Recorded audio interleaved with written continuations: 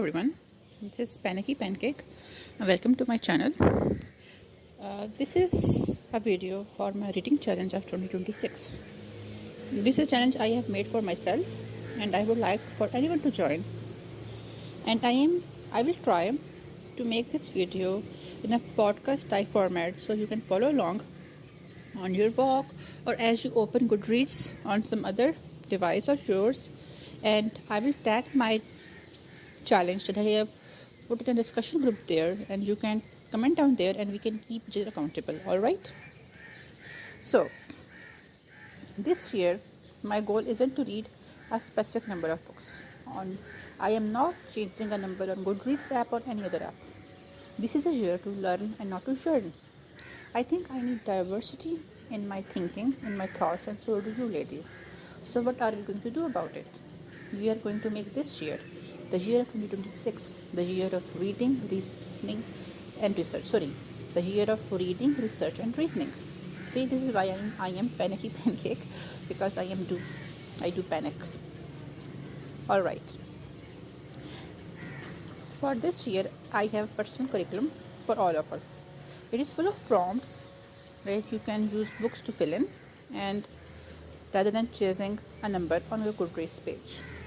So we will read with intention and try to read as many books to fill as many prompts as possible. Now here are the rules. The first rule again is to not chase a number. There is no fixed target number of books. The next rule is at least 20% of your reading list must be non-fiction. It could be a biography, a self-help book, or even a book about science, coding, anything. It has to be non-fiction. The next rule is that no more than 20% of your reading list may be thriller, suspense, or mystery as the main plot. As a mystery lover myself, I think reading the same genre again and again has drained the joy out of it. All of the novels now feel like a replica of what I have already read. There is nothing new, nothing is exciting, so why not change it up? The next rule I know I am going to struggle with is to continue at least one book series that I am currently reading, or that you are currently reading. Now, at least 10% of the books should be translated works from any other language. It could be Arabic, Portuguese, Spanish, anything. It has to be written in that language, and then you are reading translation in English. Alright? And you have to read one academic book unrelated to your degree or profession. For me, an academic book could be anything that you are reading, for example, about coding or mathematics or science or history, that is either written like a textbook, or it's written for the sake of purpose, like it teaches you something. It could be a scholarly non-fiction or historical, philosophical or scientific work, anything. Alright? Romance should not make more than 20% of your reading list, if read at all. Now I know, girls, why would I suggest this? I don't know, maybe because we need to consider and chase other sort of loves rather than romantic love. We need to reset the romantic love. There is so much more to life than this, and I think we need to read about this love and books as well. Also, the next rule is we have to read more women-led stories, and I would prefer if the novel is written by a woman as well. At least 40% of the books should be by non-American authors, and at least 30% of the books should be non-Eurocentric and non-American in setting. They could be set in any other country than the countries of Europe and the country of USA. You have to write a book. You have to write a review for every book. I am sorry.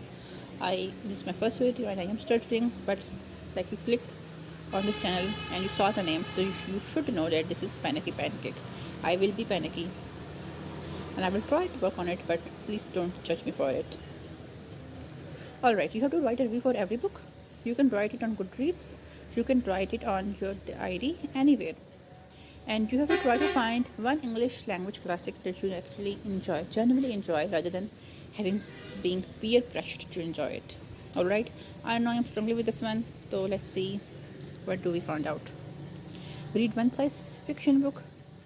For science fiction, I think there are a lot of humorous books that are also science fiction in their setting. The Hitchhiker's Guide to the Galaxy, I think that's one of them. You can read such book, or you can read pure science fiction book. It is up to you. You have to read more books by a specific author.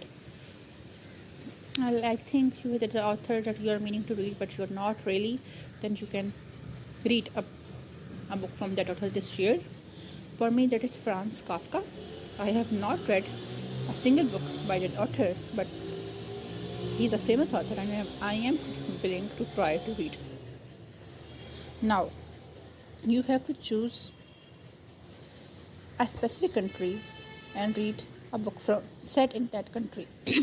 Either set in that country or written by author from that country. But it is ideal that you read a novel set in a specific country, like Italy or Oman or anything, or any country. You have to read a book set in a specific time period, alright, like Ottoman Empire or the time period of Mughals or anything. Read a book from a specific time period that you are interested in. You have to reread at least one book. Now let's be a scientist for a second and look into the emotions we have felt during reading a book. Were they truly our emotions, and were they truly from that book, or it was a situation that was making us feel those things that were not there? Only one way to find out: a reread. You have to try a new author. You have to read at least one book that is longer than 500 pages. I think we have read a lot of books for the sake of exams that are longer than 500 pages. So now why not read a book that is 500 pages and we are reading that for the sake of our enjoyment? You have to read at least one classic novel or book that is written in language other than English. Like you can read a Russian classic, an Arabic classic, a Spanish classic, that is up to you. You have to read at least one graphic novel or an illustrated book. There are a lot of fun illustrated books as well. Try to find one that you enjoy and read it. You have to read at least one book focused on a current global issue. It could be anything, and you have to read at least one book outside your comfort zone. Let's be uncomfortable for the year of 2026 and let's grow together. Try to read one book that challenges your worldview, like you have set mindset about a specific thing. Now try to read a book that goes against that mindset and see where that leads you. Now there are some clarifications. These are all the rules for this challenge. Here are some clarifications that I want to make. Reread will be counted, alright, not just for the prompt of rereading but also for other prompts as well, because I think rereads can deepen our understanding. Reviews can be short and long, it is up to you, but there should not be summaries. I don't want a summary, you don't want a summary. The story is already written. I want to see the remnants of it in your thought process. I want your critique, alright? And you can use one book to fill in 2 prompts at max.